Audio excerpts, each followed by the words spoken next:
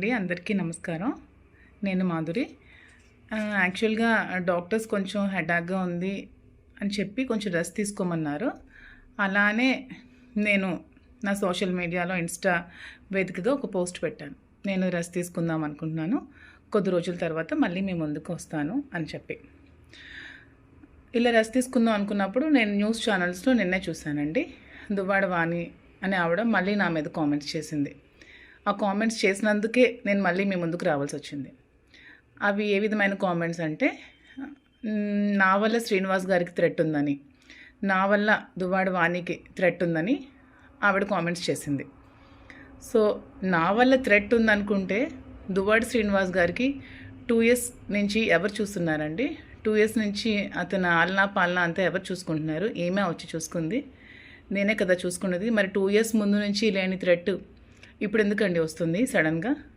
మరి ఈవిడే కదా మీ మీడియా అందరినీ పిలిచి మాధురి శ్రీనివాస్ గారితో ఇదే ఇంట్లో 2 years నుంచి ఉందని చెప్పే కదా ఫస్ట్ ఎలిగేషన్ స్టార్ట్ చేసింది. మీ మీడియా సాక్షిగా తను అందరికీ పిలిచి దివల్ మాధురి అనే అమ్మాయి శ్రీనివాస్ గారితో ఈ ఇంట్లో 2 years నుంచి ఉంటుంది అని చెప్పి కామెంట్స్ చేస్తూ ఆమె ఇక్కడికి వచ్చి ధర్నా స్టార్ట్ చేసింది. అది ఏ విధంగా చేసిందో మీరే చూశారు.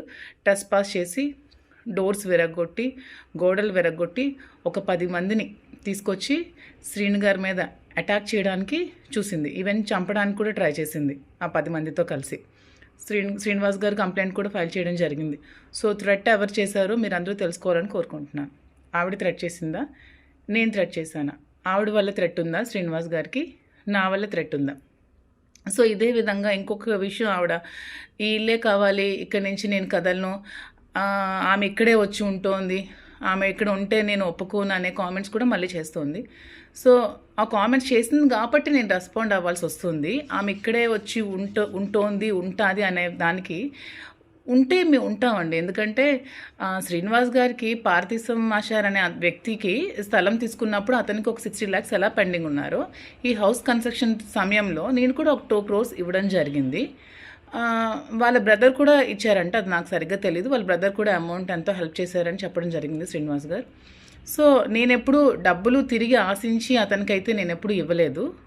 కానీ ఇదే ఇల్లు ఆమె కావాలి, ఇక్కడే నేను కూర్చుంటాను, ఇక్కడి నుంచి నేను కదలను అనుకున్నప్పుడు నాకు కూడా హౌస్ మీద రైట్ ఉంది. కాబట్టి నాకు ఇవ్వాల్సిన 2 crores అమౌంట్ నాకు ఆమె ఇచ్చేసి ఆ ఇంటిని తీసుకుంటుందా, లేకపోతే ఆ ఇల్లు ఖాళీ చేసి ఆమెకి ఒక 6 కోట్లు పెట్టి ఇంద్రభవనం లాంటి ఇల్లు శ్రీను గారు కట్టి ఇచ్చి ఆ ఇంట్లో ఆమెకి సకల భోగాలు కల్పించి అతను నడు రోడ్డు మీద ఉన్నారు కాబట్టి, సో ఆ ఇంటికి ఆమె వెళ్ళిపోయి ఇతన్ని కూడా ఆ ఇంటికి తీసుకెళ్ళి అక్కడ లీగల్గా ఏమైనా ప్రొసీడింగ్స్ చేసుకుంటారా, ఇంకా ఏ విధంగా పడతారో వాళ్ళ ఇష్టం. అంతేగాని ఇదే ఇల్లు కావాలి, ఈ ఇంటికి నేను వెళ్ళాలి అనుకుంటే నేను కూడా మీ మీడియా అందరినీ పిలిచి మీ మీడియా సాక్షిగా నేను కూడా ఇంటికి రావడం జరుగుతోంది. యాక్చువల్గా నేను ఎప్పుడు కూడా నేను మీ ముందు ఇంతవరకు బయటపడలేదు నేను శ్రీను గారు నాకు డబ్బులు ఇచ్చాను, అగ్రిమెంట్ చేసుకున్నానని. కానీ శ్రీను గారు యాక్చువల్గా ఎప్పుడు ఎవరు అమౌంట్ ఉంచుకునే వ్యక్తి కాదు.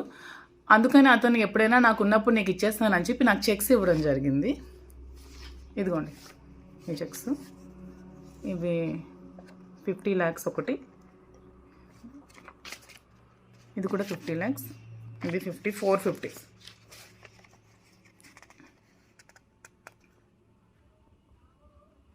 సో ఇవి కూడా నేను ఇప్పుడు చూపించిన దానికి నేనేదో ఆశించి నేను డబ్బులు ఇచ్చానని చెప్పడానికి కాదు.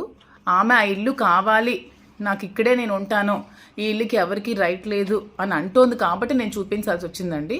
సో ఈ అమౌంట్ నాకు క్లియర్ చేసేసి ఆమె ఇల్లు తీసుకుంటుందా, లేకపోతే ఆమెకి శ్రీనివాస్ గారు ఇచ్చిన ఇంటికి వెళ్ళి శ్రీనివాస్ గారితో ఏమైనా లీగల్గా ప్రాబ్లమ్స్ ఉంటే తేల్చుకుంటుందా?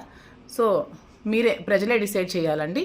సో ఇంకా నేను కూడా ఇంకా ఈ ఎలిగేషన్స్ ఏమి చేస్తే నేను కూడా ఇంకా రేపు వెళ్ళి మీడియా వాళ్ళని కూర్చోబెట్టి నేను కూడా అక్కడ కూర్చుంటాను. నాకు ఇవ్వాల్సిన అమౌంట్ వచ్చినంత వరకు నేను కూర్చుంటాను. ఇది త్వరగా క్లియర్ చేసుకుంటే మంచిదండి. దీన్ని రాజకీయ ఉద్దేశంతో ఇంకా ప్రొలాంగ్ చేసి ఇంకా చేయాల్సిన అవసరం లేదు. ఇది అందరూ తెలుసుకుంటారని కోరుకుంటున్నాను. Thank you so much.